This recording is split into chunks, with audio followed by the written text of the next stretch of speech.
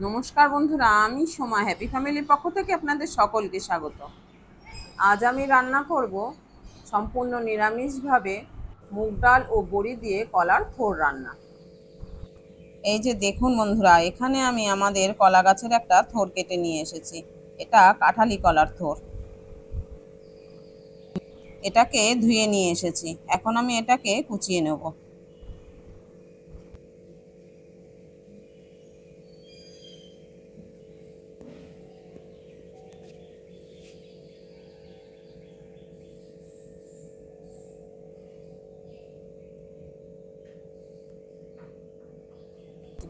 এইভাবে থোড়টাকে আমি কুচিয়ে কেটে নিয়েছি। এবার আমি এর মধ্যে পরিমাণ মতো লবণ দিয়ে মাখিয়ে রেখে দেবো 10 মিনিট।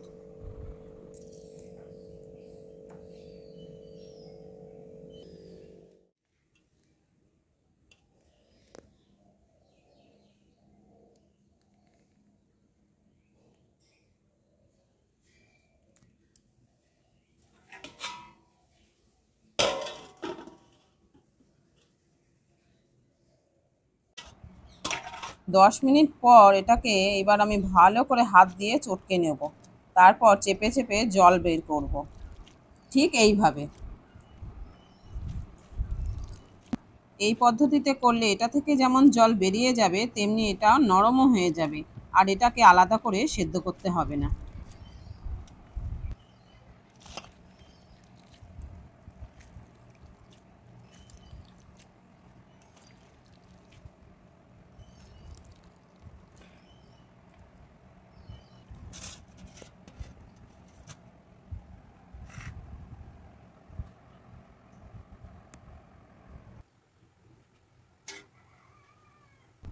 এবার আমি ওভেনে কড়াই বসিয়ে কিছুটা তেল দিয়ে দিলাম। এখন আমি কিছুটা বড়ি ভেজে নেব।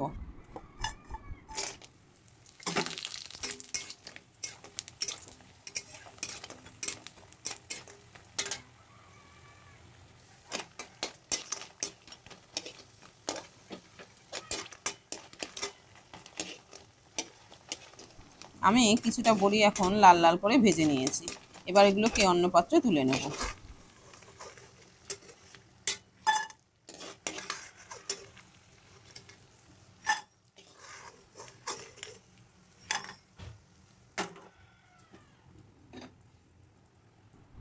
এবার ওই তেলের মধ্যে তেজপাতা, শুকনো লঙ্কা, জিরে আর গোটা গরম মশলা 2 টুকরো করে নিয়ে ফোড়ন দিলাম। একটু নেড়ে নিয়ে ডুমো করে কেটে রাখা আলু দিলাম।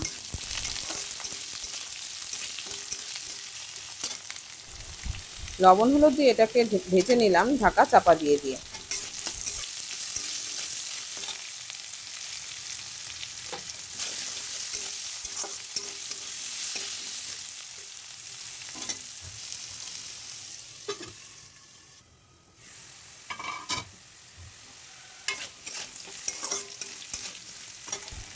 আলুটা ভালো করে ভাজা হয়ে গেলে এবার আমি হাফ কাপ মতো মুগ ডাল ধুয়ে রেখেছিলাম, এখন সেটাকে দিয়ে দিলাম।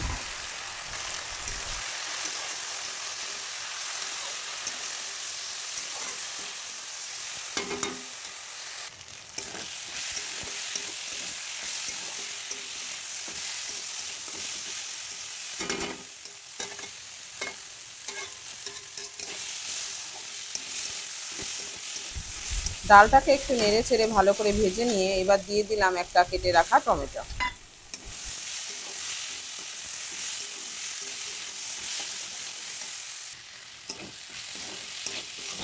আবারও একটু নেড়ে চেড়ে দিলাম। এখন 1 চামচ গ্রেট করা আদা দিয়ে দিলাম।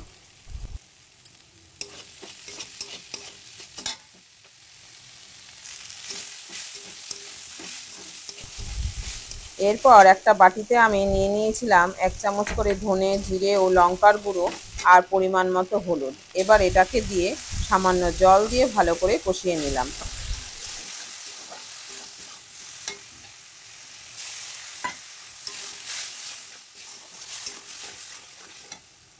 এর মধ্যেই দিয়ে দিলাম হাফ চামচ চিনি।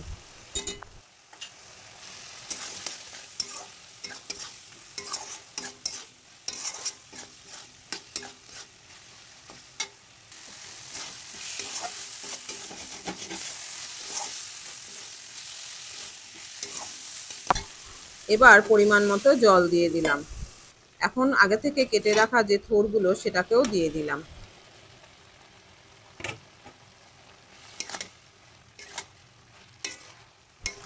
এবার এটাকে ভালো করে মিশিয়ে নিলাম।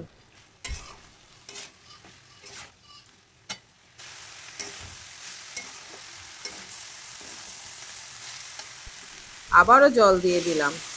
এটা আপনারা যেরকম খাবেন সেইভাবেই জল দেবেন। কেউ একটু শুকনো শুকনো খেতে ভালোবাসে, আবার কেউ একটু রসা রসা হলেও ভালোবাসে, সেইভাবেই জলটা দেবেন। এবার কড়াইটাকে ঢেকে রাখলাম 10 মিনিট।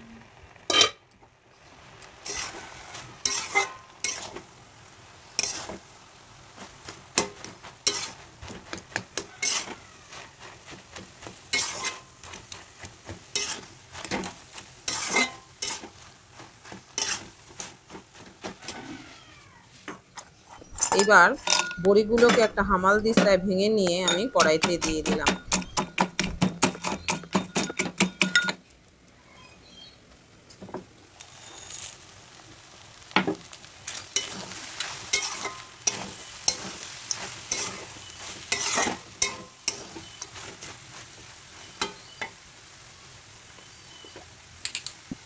এবার হাফ চামচ ঘি ও গরম মশলা দিয়ে নেড়েচেড়ে নামিয়ে নিলাম।